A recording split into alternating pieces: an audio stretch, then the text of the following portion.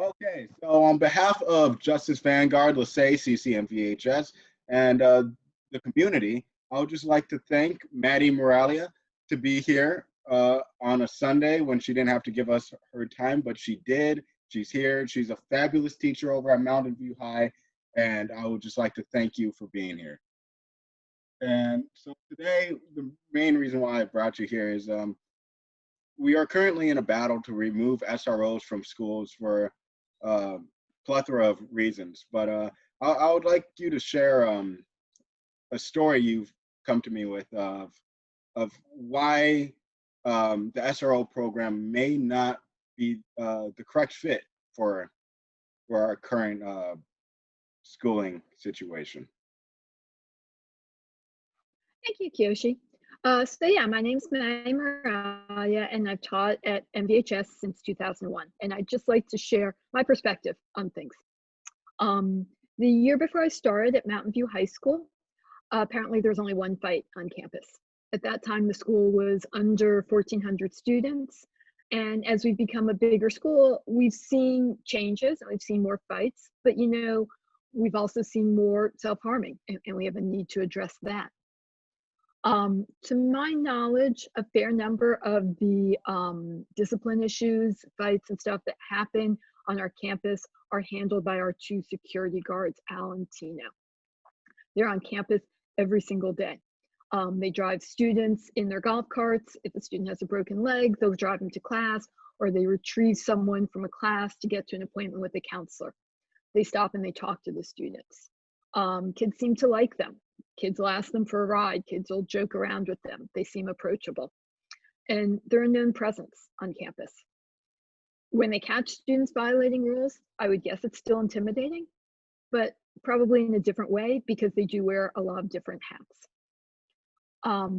The idea that a uniformed police officer, even if a police officer was on campus every day, that officer could play the same role seems dubious to me.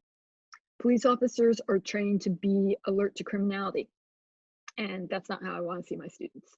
I want to see the potential, not the pathology. If a student has had issues with the law in the past, but is trying to turn things around in school, then my job is to give them all the chances they need and not be distracted by what else they might have done in their lives, not see them for their worst mistake.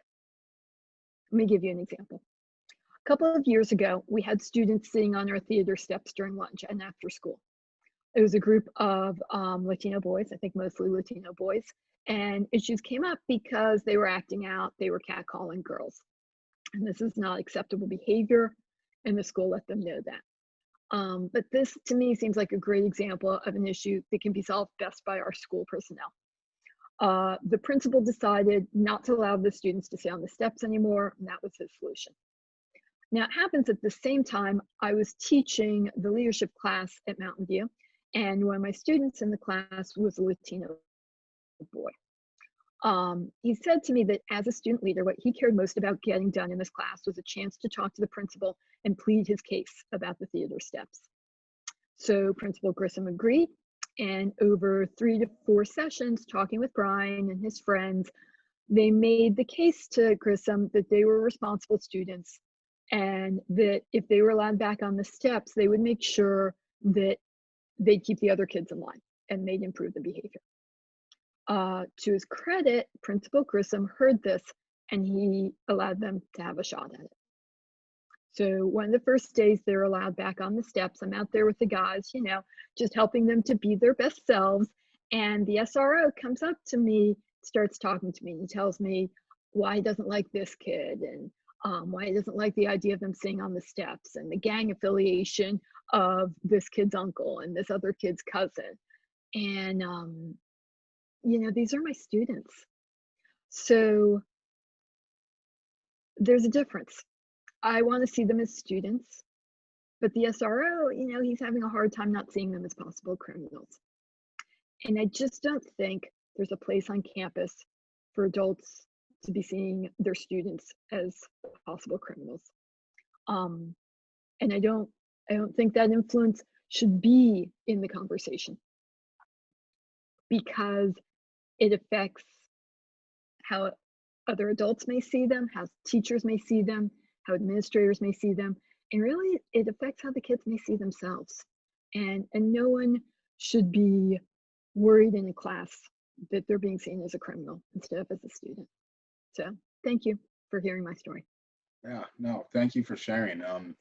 And just real quick again, I just want to say, so is it fair to say that people feel that the security that you guys hire and drive on the golf carts, people feel more secure with them than the police? Um, is it because they're more humanizing, would you say? Is it because they are more a part of the community? Like, why would that be? If the, For sure. I mean, like I know their names and I don't remember the name of the SRO officer. So for sure, they're a big part of our community in a lot of different capacities. Look, I don't want to pretend like I know what administrators have to handle and when they need the officers there.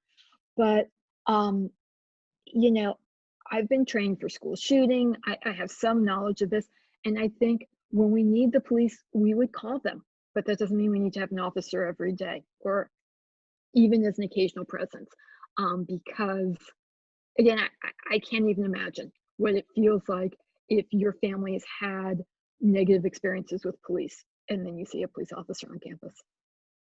yeah, I mean, I just also want to emphasize a point you made that I just can't, hold up and, scream and yell enough about. And that's the mental health of our students. We don't want to see our students as criminals. I want to see them as future scholars who have like the best life in front of them. I don't want to see them as criminals. And I certainly hope that our staff also won't see them as criminals. So, uh, I just thank you for, having that insight. I know there's a lot of people who would be like, oh, well, I see where the SRO is coming from, but you took the time to actually have the thought of, no, this is a kid just like, this kid who looks completely different from him, and they both have a bright future. And the fact that you do that is, it gives me great hope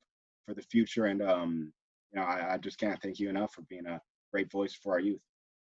Let me just say one more thing, which is that, you know, at Mountain View, William Blair and other, Terry Fott, different people have talked so much about identity safety, this idea coming out of Stanford from Claude and, I'm going to forget his wife's name, from Claude Steele. And identity safety is huge and a sense of belonging. And we spend so much time really trying to think about how to make our kids feel like they belong. And if they think that we think they're a problem, we've lost the game. Couldn't agree more. So once again, thank you so much for taking time out of your day. Sounds like we need actually ethnic studies, but That's another conversation. That's another conversation. So thank you, Maddie, and enjoy the rest of your week. Thank you.